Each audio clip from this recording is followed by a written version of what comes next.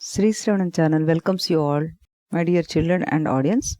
It's my pleasure to present the series of stories based on Vemana Satakam and Sumati Satakam. Today's poem is from Sumati Satakam. Let us enjoy the poem. Hello, I'm Savanyu and I am 10 years old. Today's poem for Sreepada story box is puli paalu decchi yicchina nalavaDagaa gunDegOse rachE niDinan dalapoDugu dhanamu bOsena velayaaliki gUrmi lEdu vinaraa Sumati. Meaning of this poem is: a whore will not love a man even if she is offered tiger's milk, or is given in hand the heart of a man cut from his body, or showered with money equivalent to her weight. Let us listen the story based on this one. That is Purooruvudu. Purooruvudu was the son of Buddha, the planet Mercury, and Ila, a female form of King Sujumna. Once Sujumna, son of Vaivasvatamanu, went to forest for hunting. He was separated from his troops and was thirsty. When he saw a pool, without thinking for a minute, he entered it and immediately turned into a woman. This happened because once Lord Shiva and Goddess Parvati were making love in that area and were seen by celestial sages. The goddess felt shy, and hence Lord Shiva cast a spell on the area, saying that any man who entered it would turn into woman. Sujumna looked at his new form and prayed to Lord Shiva, who told him that he would be in the female form for a year. Naming himself Ila, Sujumna married Buddha, the son of Chandra, the moon, and gave birth to Purooruvudu. While Vaivasvatamanu's other son, Ikshvaku, formed solar dynasty. Sujumna's son, Purooruvudu, formed the lunar dynasty and became its first king. Purooruvudu was married to Asinira but was childless for many years. One day he saw a beautiful celestial dancer named Urvashi in the court of Indra, the lord of heaven.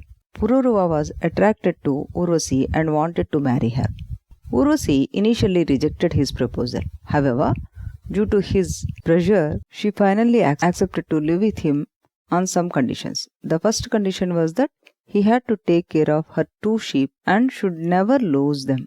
Another condition was that she should never see him naked.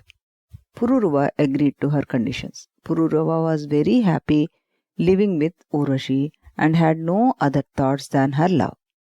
They had a son by the name Ayu. After a few years, Lord of Heaven Indra missed Urvashi and sent his messengers to fetch her.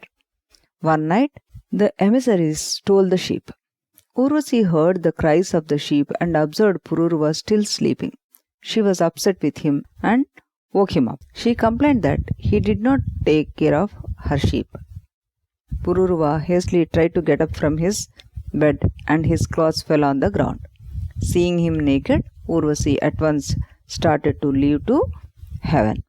Purooruvudu pleaded with her, but she rejected his request, saying that he failed to meet her 2 conditions. After Urvashi left him, Purooruvudu was heartbroken and met sages to find ways to reach heaven. Following their advice, he performed rituals and met Urvashi in heaven. Purooruvudu sincerely loved Urvashi and agreed to the conditions laid down by her. Though the conditions were violated unintentionally by Purooruvudu, Urvashi refused to stay with him. Purooruvudu suffered pain by her rejection, but Urvashi did not consider his true love. The moral is, expecting loyalty from a woman of low moral is imprudence. Isn't it a good story? Tomorrow we will meet with a good story again. Till then, bye bye. Srisravanam ఛానల్కి చిన్నారులందరికీ శ్రోతలందరికీ కూడాను మరొకసారి స్వాగతం. పురూరవుడు చంద్రవంశానికి చెందిన రాజు. ఆయన తల్లిదండ్రులు బుద్ధుడు, మనువు కూతురైన ఇళ. ఇళాదేవికి ఒక చిన్న పూర్వ చరిత్ర ఉంది. అదేంటంటే, ఇళాదేవి ఒకానొక సమయంలో ఒక శాపం మూలంగా ఆడపిల్లగా మారాల్సిన అవసరం వస్తుంది. అదేమిటంటే, సుద్యుమ్నుడికి ఆడరూపం ఇళా అన్నమాట. వైవస్వత మను కొడుకు సుద్యుమ్నుడు ఒకసారి అడవికి వేటకి వెళ్ళగా అనుకోకుండా ఆయన ఒక వనంలోకి ప్రవేశిస్తాడు. ఆ వనంలోకి వెళ్ళిన వారందరూ కూడాను ఆడవారిగా మారిపోతారని అక్కడ ఒక శాపం ఉంది ఆ వనానికి. అయితే అది ఎందుకు వచ్చిందంటే, ఒకప్పుడు శివపార్వతులిద్దరూ ఏకాంతంగా ఉన్న సమయంలో కొంతమంది దేవర్షులు అనుకోకుండా వారిని చూడడం జరుగుతుంది. ఆ సమయంలో పార్వతీదేవి సిగ్గుపడిపోతుంది. శివుడు పార్వతీదేవికి కలిగిన ఆ ఇబ్బందికి ఒక శాపం పెడతాడు ఆ వనానికి. ఏమంటే, ఈ వనంలో ఎవరైతే ప్రవేశిస్తారో మగవాళ్ళు, వాళ్ళందరూ కూడా ఆడవాళ్ళ కింద మారిపోతారని. ఈ రకంగా తెలియకుండా అందులోకి ప్రవేశించిన ఈ సుద్యుమ్నుడు ఇలా అన్న పేరుతోటి ఆడపిల్లగా మారిపోతాడు. ఆయన శివుణ్ణి ప్రార్థించగా 1 సంవత్సరం పాటు నువ్వు ఆడపిల్లలాగా ఉంటావు అంటూ ఆయన శాపానికి విముక్తి చెప్తారనమాట. ఆ రకంగా ఇలా వేషంలో ఉన్న ఆ సుద్యుమ్నుడిని బుధుడు ఇష్టపడతాడు. ఇష్టపడి పెళ్లి చేసుకున్న తర్వాత వారిద్దరికీ కలిగిన పుత్రుడు ఈ పురూరవుడు. ఈ రకంగా ఆయన చంద్రవంశానికి చెందినవాడు అవుతాడనమాట. ఒకనాడు భూలోకంలో ఊర్వశిని పురూరువ చక్రవర్తి చూశాడు. ఆమె సౌందర్యం అతన్ని మోహపరవశుని చేయగా పురూరుడు తన్ని వివాహం చేసుకోమని ఊర్వశిని అర్థిస్తాడు. వివాహానికి సంబంధించిన ఊర్వశి కొన్ని నిబంధనలను పెడుతుంది. ఆమె తన వెంట తీసుకువచ్చిన 2 గొర్రె పిల్లల్ని కాపలా కాస్తూ ఉండాలని చెప్పింది. అలాగే పురూరుడు ఎప్పుడు కూడాను దిగంబరంగా ఆవిడికి కనబడకూడదని ఒక నిబంధన పెట్టింది. అతిక్రమించిన క్షణమే తాను స్వర్గానికి వెళ్ళిపోతానంటూ కూడా చెప్పింది. ఇందుకు సమ్మతించిన పురూరుడు ఆమెను వివాహం చేసుకుని ప్రేమగా జీవించసాగాడు. మరొక వైపు ఇంద్రుడు ఊర్వశి స్వర్గలోకంలో లేకపోవడం మూలంగా వెలితిగా అనిపించి ఊర్వశిని స్వర్గానికి రప్పించాలని దేవదూతల్ని పంపిస్తాడు. ఆ దేవదూతలు పన్నాగం ప్రకారం ఊర్వశి గొర్రెపిల్లల్ని 2 తీసుకువెళ్తూ ఉంటారన్నమాట. అవి అరుస్తూ ఉంటే ఊర్వశి పురూరుడిని లేపుతుంది.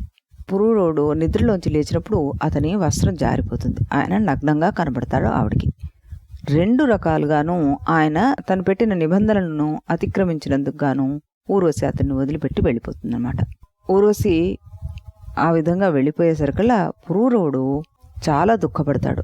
అనేక మంది ఋషుల దగ్గరికి వెళ్ళి రకరకాల ప్రయత్నాలు చేసి చివరికి ఆయన మళ్ళా స్వర్గంలో ఊర్వశిని చూడగలుగుతాడనమాట.